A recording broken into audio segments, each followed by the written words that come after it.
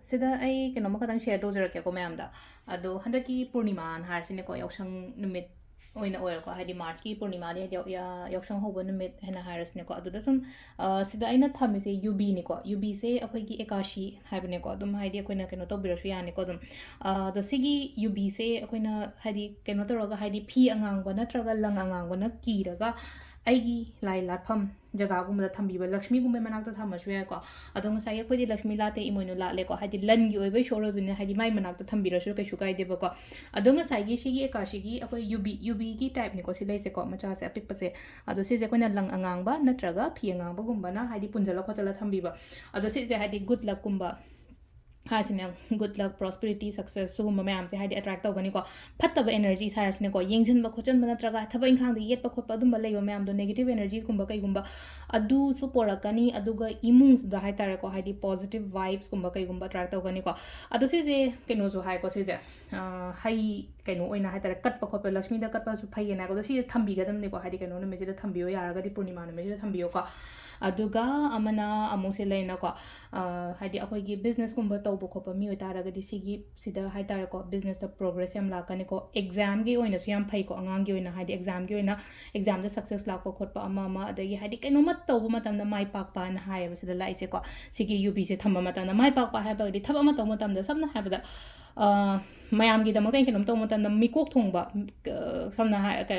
mikok thongba hai ba gi athra di leina ko mayam do dagi aina henna phana lakpa khopa adumaina oina oigane ko aduga paisa nu sagi problems kumba leraga so hadi problem solving oina oibodo si je oi ko adu si se akoina thamba ngamagadi ko thambiyo ko se ja hadi akoina aina je hai je koi kashi gi UB je sisima lere ko akoina hadi handaki purnima ni misida akoina to boya base aduga ai khara masu sum share tawjarake ko mayam da tumbles head aina thammo hai ko tumbles in northeast directions gumba da dumaina gumba yeng biyo natraga hadi workplace ai gi si se workplace ina ko hadi tumbles da sigi tengkot kumba laiti na khala se ba plate le na khala se line kisal na ke plate le na khala se do tumbles se da sigi mathak se ha paroi ko sigi selenite ke no se aina happy wa tumbles me am se bio ko se moonstone se koina health ki le ko hadi nung sing sigi hadi benefits e dum haite adum hau bo dagi chahi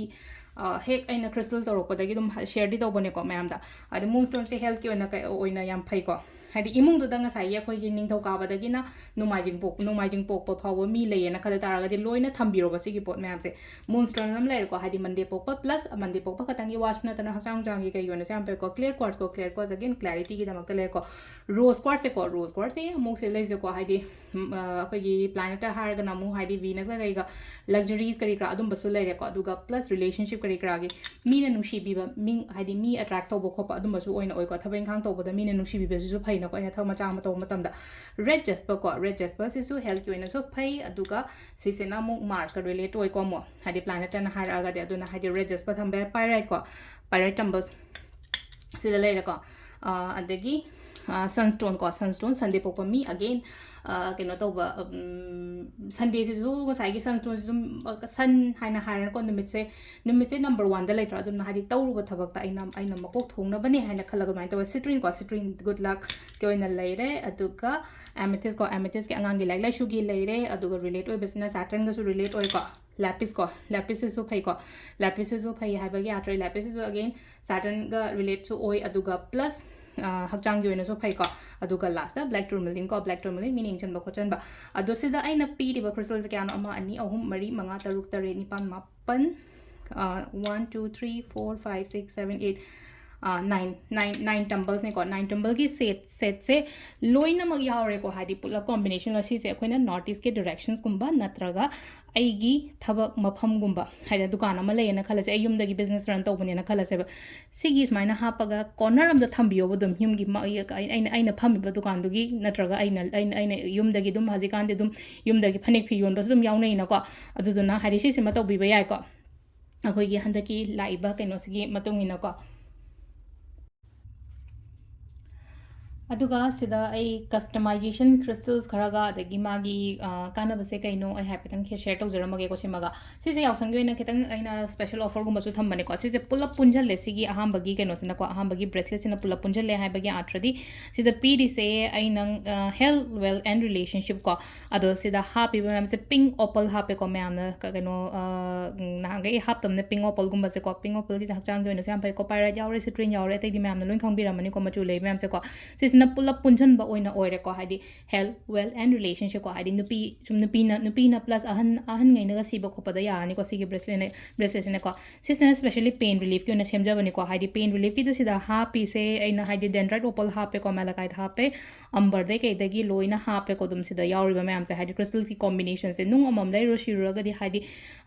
ꯅꯨꯡ 7 ꯍꯥꯏꯗꯤ ꯀ꯭ꯔꯤꯁꯇꯜꯁ ꯑꯃꯃꯝꯗ at least minimum two minimum ꯑꯁꯦꯡꯕꯗ ꯍꯥꯏꯗꯤ ꯂꯨꯄꯥ 3,400 ꯑꯗꯨꯃꯥꯏꯅ ꯍꯧꯒꯅꯤꯀꯣ ꯍꯥꯏꯗꯤ ꯅꯠꯇ꯭ꯔꯒ 1,000 ꯑꯗꯣ ꯁꯤꯗ ꯀꯣꯝꯕꯤꯅꯦꯁꯟꯁꯦ ꯄꯨꯜꯂꯞ ꯁꯦꯝꯃꯒ ꯑꯗꯨꯝ ꯑꯩꯅ 1,500 ꯀꯣ ꯑꯗꯨꯃꯥꯏꯅ ꯊꯥꯗꯣꯛꯄꯅꯦꯀꯣ ꯁꯤꯂꯩꯁꯦꯀꯣ ꯁꯤꯁꯤꯅ ꯄꯦꯟ ꯔꯤꯂꯤꯐꯀꯤ ꯂꯩ ꯈ꯭ꯋꯥꯡ ꯅꯥꯕ ꯈꯨ ꯅꯥꯕ ꯀꯣꯛ ꯆꯤꯛꯄ ꯈꯣꯠꯄ ꯃꯥꯏꯒ꯭ꯔꯦꯟꯒꯨꯝꯕ ꯇꯧꯋꯦꯅ ꯈꯜꯂꯁꯦ ꯑꯗꯨꯒꯤ ꯑꯣꯏꯅ ꯁꯤꯁꯤꯅ ꯁꯛꯁꯦꯁ ꯍꯥꯏꯇꯥꯔꯦꯀꯣ ꯁꯛꯁꯦꯁꯀ ꯄ꯭ꯂꯁ ꯕꯤꯖꯅꯦꯁ ꯒ꯭ꯔꯣꯠꯀꯤ ꯀꯩꯒꯤꯀꯣ ꯍꯥꯏꯗꯤ ꯍꯥꯟꯅ ꯃꯃꯥꯡꯗ ꯁꯦꯝꯕꯗꯨꯒ ꯍꯥꯏꯐꯦꯠ ꯃꯥꯟꯅꯔꯞꯇꯣꯏꯀꯣ ꯍꯥꯏꯗꯤ ꯕꯤꯖꯅꯦꯁ ꯒ꯭ꯔꯣꯠꯀꯤ ꯁꯦꯝꯈꯤꯕꯗꯣ ꯑꯗꯨꯁꯤꯗ ꯇꯥꯏꯒꯔ ꯑꯥꯏꯁꯦ ꯑꯩꯅ ꯍꯥꯞꯆꯩꯁꯦ ꯒ꯭ꯔꯤꯟ ꯇꯥꯏꯒꯔ ꯑꯥꯏꯅ ꯍꯥꯞꯄꯦꯀꯣ ꯍꯥꯏꯗꯤ ꯅꯍꯥꯟꯒꯩ ꯕ꯭ꯔꯥꯎꯟ ꯇꯥꯏꯒꯔ ꯑꯥꯏ ꯍꯥꯞꯄꯗꯣ ꯒ꯭ꯔꯤꯟ ꯇꯥꯏꯒꯔ ꯑꯥꯏ ꯍꯥꯞꯄꯦ ꯑꯍꯦꯟꯕ ꯀꯩ ꯍꯥꯞꯄꯦ ꯍꯦꯃꯦꯇꯥꯏꯠꯀ ꯁ꯭ꯃꯣꯀꯤꯒ ꯍꯥꯞꯄꯦꯀꯣ ꯍꯦꯃꯦꯇꯥꯏꯠꯀ ꯁ꯭ꯃꯣꯀꯤꯒꯁꯦ ꯃꯤꯅ ꯌꯦꯡꯁꯤꯟꯕ ꯈꯣꯠꯆꯟꯕ ꯌꯥꯝ ꯂꯩ ꯈꯣꯠꯂꯦ ꯍꯥꯏꯔꯒꯗꯤ ꯑꯗꯨ ꯃꯌꯥꯝꯗꯣ ꯐꯅꯕ ꯍꯥꯟꯅꯒꯤ ꯑꯗꯨꯝ ꯑꯦꯃꯦꯊꯤꯁꯀ ꯋꯥꯈꯜ ꯅꯨꯡꯉꯥꯏꯅꯕ ꯈꯣꯠꯅꯕꯀꯣ ꯑꯗꯨꯁꯨ ꯂꯩꯔꯦꯀꯣ ꯍꯥꯏꯗꯤ ꯀꯣꯝꯕꯤꯅꯦꯁꯟꯁꯦ ꯈꯤꯇꯪ ꯍꯦꯟꯅ ꯍꯥꯞꯄꯒ ꯈꯔ ꯐꯖꯅꯁꯨ ꯁꯦꯝꯃꯦꯀꯣ ꯁꯤꯁꯦ ꯑꯩꯈꯣꯏꯒꯤ ꯁ꯭ꯇꯣꯔꯗ ꯂꯥꯛꯑꯒ ꯂꯧꯕꯤꯕ ꯈꯣꯠꯄꯤꯕ ꯑꯗꯨꯝ ꯌꯥꯅꯤꯀꯣ ꯑꯗꯨꯝ ꯑꯣꯔꯗꯔ ꯇꯧꯕꯤꯔꯁꯨ ꯌꯥꯅꯤ ꯑꯩ ꯅꯝꯕꯔꯁꯨ ꯍꯥꯞꯆꯔꯝꯒꯦꯀꯣ ꯑꯗꯨꯒ ꯃꯊꯪꯒꯤꯁꯤꯅ ꯑꯉꯥꯡꯒꯤ ꯑꯣꯏꯅ ꯑꯦꯛꯖꯥꯝ ꯊꯥꯒꯗꯕ ꯈꯣꯠꯀꯗꯕ ꯁ꯭ꯇꯨꯗꯦꯟꯠꯒꯤ ꯀꯁꯇꯃꯥꯏꯁꯅꯦꯀꯣ ꯁ꯭ꯇꯨꯗꯦꯟꯠꯒꯤ ꯀꯁꯇꯃꯥꯏꯁꯁꯤꯁꯨ ꯈꯤꯇꯪ ꯈꯔ ꯄꯦꯇꯔꯟ ꯆꯦꯟꯖ ꯇꯧꯔꯦ crystals ꯑꯅꯧꯕ ꯈꯔ ꯍꯥꯞꯄꯦꯀꯣ ꯇꯥꯏꯒꯔ ꯑꯥꯏꯗꯁꯨ ꯒ꯭ꯔꯤꯟ ꯇꯥꯏꯒꯔ ꯑꯥꯏ ꯍꯥꯞꯄꯦ ꯐ꯭ꯂꯣꯔꯥꯏꯠꯇꯒꯤ ꯀꯩꯗꯩ ꯃꯨꯟꯁꯇꯣꯟꯁꯨ ꯍꯥꯞꯄꯦꯀꯣ ꯑꯉꯥꯡꯒꯤꯁꯤꯗ ꯋꯥꯈꯜ ꯀꯥꯝ ꯑꯣꯏꯅꯕ ꯈꯣꯠꯅꯕ ꯑꯗꯨꯗꯨꯃ ꯂꯩꯔꯦ ꯑꯗꯨꯒ ꯀꯔꯤꯌꯔ ꯈ꯭ꯔꯤꯁꯇꯜꯁꯨ ꯈꯤꯇꯪ ꯁꯦꯝꯗꯣꯛꯑꯒ ꯑꯗꯨꯝ ꯀꯩꯅꯣ ꯇꯧꯔꯦꯀꯣ ꯅꯍꯥꯟꯒꯩ ꯑꯩꯅ ꯍꯥꯞꯆꯕꯗꯨꯒ ꯀꯔꯤꯌꯔ ꯈ꯭ꯔꯤꯁꯇꯜ ꯑꯃ ꯀꯔꯤꯌꯔ ꯂꯛꯀꯤ ꯈ꯭ꯔꯤꯁꯇꯜꯁ ꯑꯃ ꯂꯩꯔꯦꯀꯣ ꯑꯗꯨꯒ ꯂꯥꯁꯇ ꯁꯤꯗ ꯋꯥ ꯉꯥꯡꯃꯟꯗꯅ ꯈꯅꯥꯎꯁꯦ ꯌꯥꯗ꯭ꯔꯦ ꯃꯌꯥꯝ ꯋꯥꯔꯧꯕꯤꯅꯨꯀꯣ ꯁꯤꯁꯤꯅ ꯑꯩꯈꯣꯏ ꯀꯩꯅꯣꯅꯤꯀꯣ ꯍꯥꯏꯗꯤ ꯗꯤ ꯑꯦꯗꯤꯛꯁꯟꯒꯤ ꯑꯣꯏꯅ ꯁꯦꯝꯖꯕꯅꯤꯀꯣ ꯗꯤ ꯑꯦꯗꯤꯛꯁꯟ ꯍꯥꯏꯗꯤ ꯁꯨꯝ ꯀꯩꯅꯣꯝꯃꯗ ꯄꯣꯠ ꯑꯃꯗ ꯑꯦꯗꯤꯛ ꯑꯣꯏꯅ ꯈꯜꯂꯁꯦ ꯏꯁꯥꯅ ꯑꯩ ꯈꯪꯗꯤ ꯈꯪꯉꯦ ꯇꯥꯔ ꯁꯤ ꯄꯣꯠ ꯐꯠꯇꯕ ꯇꯧꯍꯩꯗꯕ ꯄꯣꯠꯁꯦ ꯑꯗꯨꯝ ꯇꯧꯋꯦꯅ ꯈꯜꯂ ꯇꯥꯔꯗꯤ ꯏꯁꯥꯅꯁꯨ ꯑꯗꯨꯝ ꯂꯩꯔ ꯑꯗꯨꯝ ꯁꯤꯕꯤꯕ ꯌꯥꯏꯀꯣ ꯍꯥꯏꯗꯤꯀꯣ ꯑꯃꯅ ꯑꯩꯈꯣꯏꯅ ꯁꯤ ꯂꯩꯖ ꯑꯩꯅ ꯑꯦꯗꯤꯛꯁꯟꯁ ꯍꯥꯏꯅ ꯍꯥꯏꯔꯒꯗꯤ ꯍꯤꯗꯥꯛ ꯊꯛꯄ ꯈꯣꯠꯄ ꯑꯃ ꯂꯩꯅꯀꯣ ꯑꯗꯨꯝꯕꯒꯤ ꯑꯣꯏꯇꯥꯔꯒꯁꯨ ꯑꯗꯨꯃꯥꯏꯅ ꯁꯤꯟꯅꯕꯤꯕ ꯌꯥꯔꯦꯀꯣ ꯑꯗꯣ ꯍꯟꯗꯛꯀꯤ ꯑꯩꯈꯣꯏꯒꯤ ꯌꯥꯎꯁꯪꯒꯤ ꯂꯩꯕ ꯂꯥꯛꯄ ꯃꯇꯝꯗꯗꯤ ꯀꯩꯅꯣꯝꯃ ꯁꯔꯄ꯭ꯔꯥꯏꯁ ꯒꯤꯐ ꯑꯃꯃꯝ ꯑꯗꯨꯃꯥꯏꯅ ꯍꯥꯞꯆꯒꯦꯀꯣ ꯁꯔꯄ꯭ꯔꯥꯏꯁ ꯒꯤꯐ ꯑꯃꯃꯝ ꯍꯥꯏꯔꯒꯗꯤ ꯁꯤꯒꯤ ꯕ꯭ꯔꯦꯁꯂꯦꯠ ꯂꯩꯕ ꯃꯇꯝꯗ ꯑꯩꯈꯣꯏꯅ ꯖꯤꯕꯨꯅꯤ ꯈꯪꯗꯦ ꯅꯠꯇ꯭ꯔꯒ ꯍꯥꯏꯗꯤ ꯇꯔꯇꯜ ꯄ꯭ꯂꯦꯠ ꯃꯆꯥ ꯑꯃꯈꯛꯇꯪ ꯁꯨꯃꯥꯏꯅ ꯃꯆꯥꯁꯦ ꯅꯨꯡꯁꯤꯕꯅꯦꯀꯣ ꯁꯤꯁꯦ ꯁꯨꯝ ꯊꯝꯅꯕ ꯂꯥꯏꯃꯥꯡꯗ ꯀꯩꯗ ꯊꯝꯅꯕ ꯑꯗꯨꯃꯥꯏꯅ ꯁꯤ ꯂꯧꯒꯦꯔꯥ ꯅꯠꯇ꯭ꯔꯒ ꯖꯤꯕꯨ ꯂꯧꯒꯦꯔꯥ ꯈꯣꯠꯀꯦꯔꯥ ꯑꯃ ꯑꯗꯨꯝ ꯂꯩꯅꯀꯣ ꯁꯤꯒꯤ ꯀꯁꯇꯃꯥꯏꯁ ꯕ꯭ꯔꯦꯁꯂꯦꯠ ꯃꯌꯥꯝꯁꯤꯗꯀꯣ ꯍꯥꯏꯗꯤ ꯑꯃ ꯂꯧꯕ ꯃꯇꯝꯗ ꯑꯃ ꯑꯗꯨꯃꯥꯏꯅ ꯁꯨꯝ ꯂꯩꯅꯀꯣ ꯑꯣꯐꯔ ꯑꯣꯏꯅ ꯀꯩꯅꯣ ꯕ꯭ꯔꯦꯁꯂꯦꯠꯀꯤ ꯄ꯭ꯔꯥꯏꯁꯁꯦ ꯑꯗꯨꯝ ꯀꯁꯇꯃꯥꯏꯖꯦꯁꯟ ꯍꯥꯏꯗꯤ 1,500 ꯑꯗꯨꯝ ꯍꯥꯟꯅꯒꯤ ꯔꯦꯠꯇ ꯑꯗꯨꯝ ꯂꯩꯖꯔꯤꯀꯣ ꯑꯍꯦꯟꯕ ꯀꯩꯝꯇ ꯀꯩꯅꯣ ꯇꯧꯗꯦꯀꯣ ꯑꯗꯣ ꯁꯤꯗ ꯂꯩꯔꯦ ꯀꯩꯅꯣ ꯑꯩꯈꯣꯏꯒꯤ ꯄꯨꯔꯅꯤꯃꯥ ꯅꯨꯃꯤꯠꯇ ꯇꯧꯒꯗꯕ ꯈꯔꯁꯨ ꯑꯩ ꯃꯌꯥꯝꯗ ꯁꯦꯌꯔ ꯇꯧꯖꯔꯦ ꯉꯁꯥꯏꯒꯤ ꯁꯤꯒꯤ ꯑꯩꯈꯣꯏꯒꯤ ꯑꯦꯀꯥꯁꯤ ꯀꯩꯅꯣꯁꯦ ꯌꯨꯕꯤꯁꯦ ꯀꯠꯄꯤꯌꯨꯀꯣ ꯀꯩꯅꯣ ꯅꯨꯃꯤꯠꯇ ꯄꯨꯔꯅꯤꯃꯥ ꯅꯨꯃꯤꯠꯁꯤꯗ ꯍꯥꯏꯗꯤ ꯅꯨꯡꯗꯥꯡꯋꯥꯏꯔꯝꯗ ꯑꯗꯨ ꯀꯠꯄ ꯈꯣꯠꯄ ꯃꯇꯝꯗ ꯃꯄꯥꯟꯗ ꯊꯥꯗ ꯀꯠꯄꯤꯔꯒ ꯃꯅꯨꯡꯗ ꯄꯨꯁꯜꯂꯛꯑꯁꯨ ꯌꯥꯏꯀꯣ ꯑꯗꯨꯒ ꯂꯛꯁꯃꯤꯗ ꯗꯥꯏꯔꯦꯛ ꯑꯗꯨꯝ ꯀꯠꯂꯁꯨ ꯌꯥꯏꯀꯣ ꯊꯥ ꯃꯉꯥꯜ ꯐꯪꯗꯦ ꯈꯣꯠꯇꯦꯅ ꯍꯥꯏꯔꯒꯗꯤ ꯑꯗꯣ ꯁꯤꯗ ꯂꯩꯔꯦꯀꯣ ꯉꯁꯤꯒꯤ ꯚꯤꯗꯤꯑꯣꯁꯦ ꯃꯌꯥꯝ ꯁꯦꯌꯔꯁꯨ ꯇꯧꯕꯤꯔꯣ ꯑꯗꯨꯒ ꯂꯥꯛꯑꯒꯁꯨ ꯌꯦꯡꯕꯤꯔꯣꯀꯣ ꯁ꯭ꯇꯣꯔꯗ ꯄꯣꯠꯁꯦ ꯑꯗꯨꯝ ꯍꯥꯏꯗꯤ ꯁꯤꯃꯛ ꯑꯗꯨꯝ ꯐꯪꯒꯅꯤꯀꯣ ꯁ꯭ꯇꯣꯔꯗ ꯍꯥꯏꯗꯤ ꯁꯨꯃꯥꯏꯅ ꯑꯃ ꯎꯠꯂꯒ ꯑꯃ ꯔꯤꯁꯤꯞ ꯇꯧꯕ ꯈꯣꯠꯄꯗꯣ ꯑꯣꯏꯔꯣꯏꯀꯣ ꯊꯦꯡꯛ ꯌꯨ